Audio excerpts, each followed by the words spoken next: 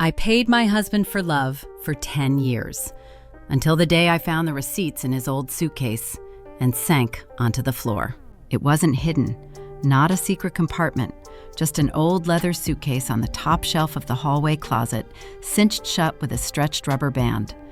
I pulled it down by the strap. The band snapped with a dry crack. The suitcase fell open, onto the hardwood floor, along with the smell of mothballs and dust, spilled neat stacks of papers bound with bank slips. On top lay a single sheet in his careful handwriting. Inventory, 2014 to 2024. I recognized every one. Payment for my surgery, the loan for my SUV, a private hospital bill for my mother, tutoring fees for my nephew. Every time I had whispered, "You're my hero," was right here, numbered, documented, assigned a cost. When I was little, my father kept a safe. Heavy, olive green, impossible to move. After he died, my mom searched for the key for weeks. We lived on baked potatoes and canned green beans. I remember sitting at that chipped kitchen table and making myself a promise. My husband would handle everything. I would find someone I could trust completely. No checking accounts, no hovering, no fear like my mother's helplessness. And then I met Daniel. With him, I shrugged off responsibility the way you peel off a tight dress after a long night. I breathed easier, lighter. He became my certainty. He died without warning. A heart attack behind the wheel, pulled over on the shoulder of I-95 before anyone could help. After that, the world sounded muffled, as if I were living inside an aquarium. I wore the black crepe dress he once picked out for me, nodded through condolences, ate endless casseroles neighbors left on my porch, cheesy, heavy things that never seemed to run out. Spoke very little. My world shrank to the size of our quiet townhouse. A month later, the first letter arrived from the bank.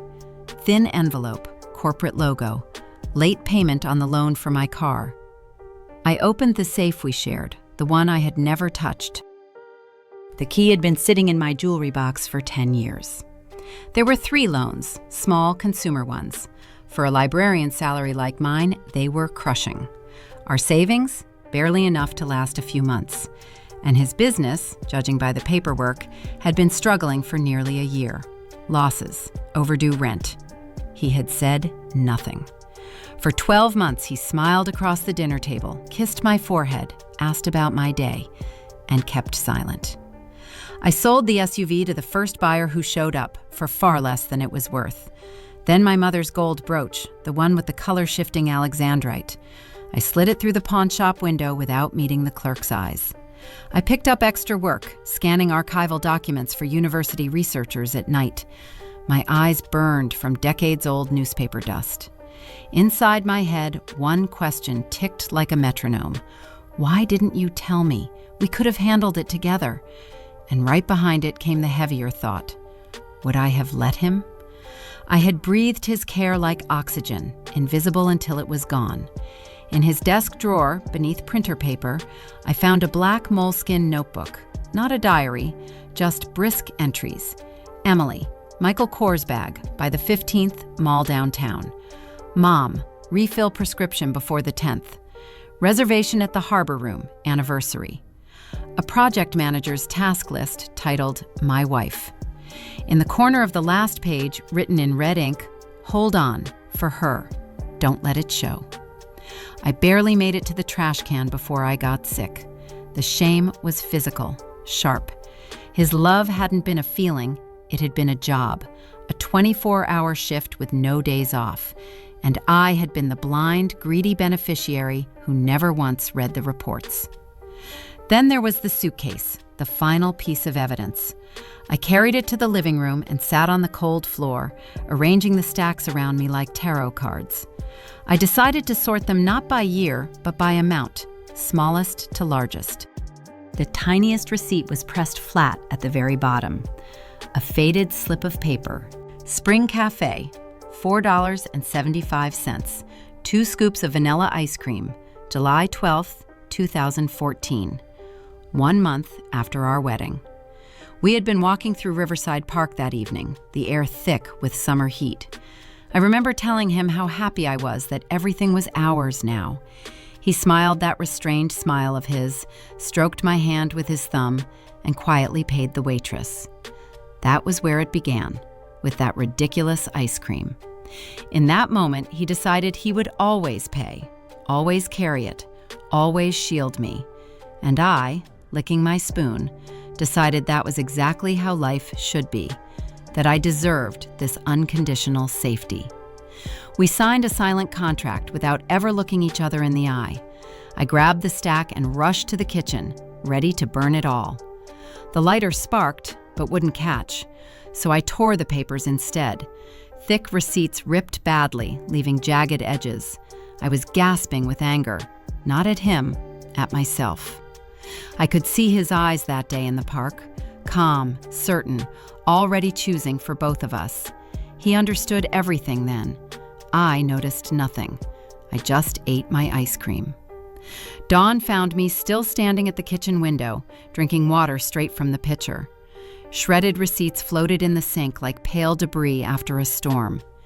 Carefully, sheet by sheet, I gathered them back up, the way you collect shards of a shattered heirloom vase. I returned them to the suitcase, not for memory, for accounting, so I would always see the scale of what had been bought and what had been sold. The next morning, I dragged my old Underwood typewriter onto the balcony, oiled the mechanism with the same machine oil he used in his workshop, fed in a crisp white page. I wasn't forgiving, wasn't accepting, wasn't searching for excuses. I was reporting to myself, to the ghost of the man who loved me. At 5 a.m., I posted my first story online. No photo, no tags, about the ice cream receipt. About a man who buys happiness on credit without checking the interest rate. About a woman who only sees the price at the memorial when there is no change left to give.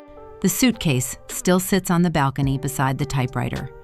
Sometimes I glance at it while the keys clatter, not as the past, but as a heavy, awkward tool. A hammer that can't build anything, yet can shatter every illusion you have. Now it belongs to me.